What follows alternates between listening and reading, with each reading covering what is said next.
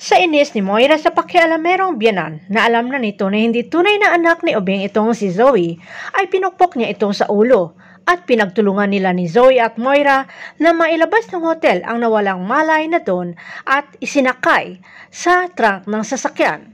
At sa tulong rin ng pinadalang pulis ni Balahadja ay ginapos nila ang Don para hindi na makawala at tinakpan ni Moira ng panyo ang bibig ng Don para hindi na magsusumigaw sa paghingi ng tulong. At tuluyan ng dinala ng pulis itong si Don Pepe sa lugar na walang makakakita sa kanya.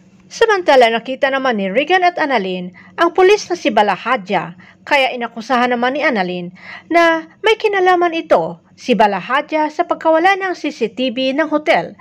Pero ayon sa pulis ay nandyan siya sa hotel dahil sa linya ng kanyang mga trabaho.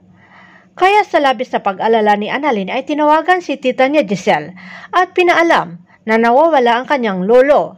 Agad pinunta nila Doc RJ at Giselle si Annalyn at sa pag-uusap nila ay nalamang hindi rin natuloy sa pagbiyahe ang Don at hindi kinuha ang tiket nito sa sekretarya na nag-aantay sa Don sa airport.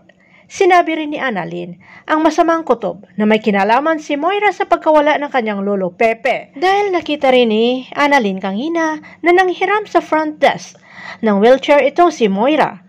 At napag-alaman rin ni Annalyn na si Zoe ang huling kausap ng kanyang lolo Pepe. Samantala, para mapatunayan ni Annalyn na may kinalaman nga itong si Zoe sa pagkawala ng kanyang lolo Pepe ay pinuntahan niya ito sa Apex at napag-alaman mula kay Joy na kararating lamang ni Zoe. Pero itinanggi ito ni Zoe na siya ay nandyan lamang at hindi nga sila nagkita ni Dr. Joy. Habang si Giselle at Doc RJ naman ay tinawagan si Moira at nag-alibay naman ang isa na itong si Moira ay may dinner kasama itong si Neresa. Na agad naman tinawagan ni Moira itong si Neresa na magkita sa restaurant na sinabi doon sa kay RJ.